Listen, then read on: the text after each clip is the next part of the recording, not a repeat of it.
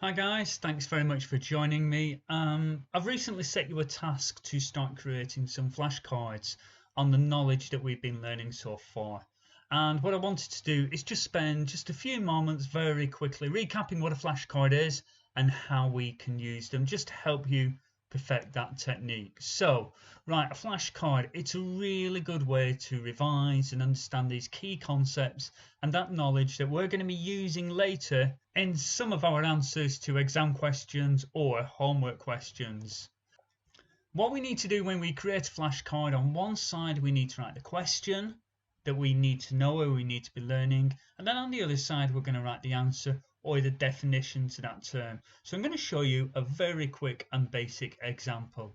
And on the one side of the flashcard here has been written, what were Hitler's foreign policy aims? So this clearly is back from Conflict and Tension 1918 to 1939, and we're looking at Hitler's foreign policy aims.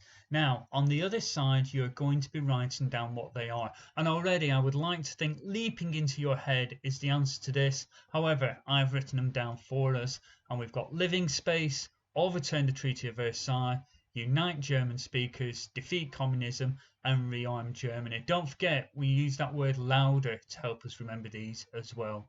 So, that's a flashcard, nice and simple. We don't want to have too much information on a flashcard because we don't want to overload our mind. We want to keep it nice and simple, down to the bare facts. So you've got an example in front of you now. Press pause if you need to, take a screenshot of it so you know what you need to be creating when you're creating your own flashcards.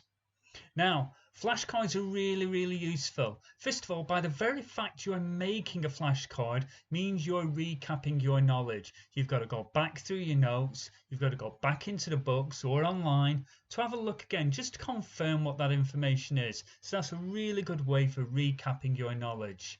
And then afterwards you can use the flashcards to revise. You can test yourself, but you can also give them to somebody else and get them to test you. So they can look at one side and read the question out to you. And then when you answer it, they can check by looking at the other side. So that person testing you doesn't need to be an expert on the subject. They just need the cards in front of you.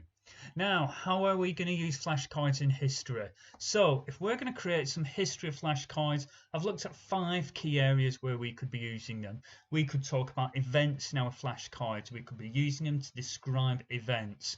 We could use them to describe key words such as rugged individualism. We might use that to describe in a flashcard. We might need to learn about individuals using flashcards. Who was Mussolini? Who was Louis Pasteur? All of these are useful questions for flashcards. Dates are always going to be important things to remember. When was the Abyssinia crisis?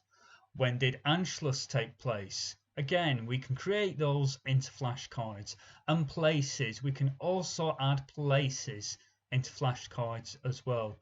Where did Hitler remilitarize? We know that if we turn that over, we'd have the word the Rhinelands. So, 5 areas that we could be looking at when we're creating our flashcards. Now, normally you would use flashcards and you would create them using a small piece of card. So generally about an A6 size. So that's a quarter of the size of an A4 piece of paper. And you write them on card. That would be a nice, easy way to do it. But the other way we could do that, we could use digital flashcards. Now, these are really good for using on the go. You can access them on a mobile device, on your phone, on an iPad, or even on your computer. Good for testing yourself with as well, because you can't see both sides on a digital flashcard. It will hide the other side on your press, and then it will turn it over.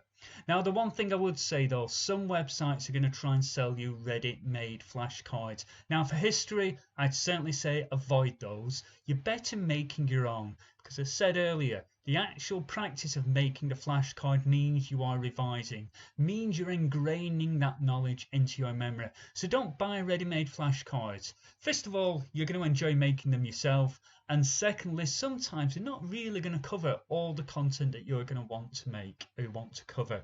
Right, I've given you a website down at the bottom, Quizlet.com.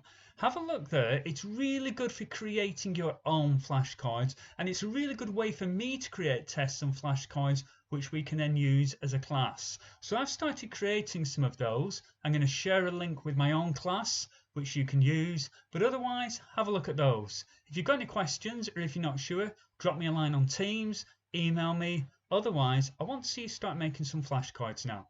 Thanks very much. Bye bye.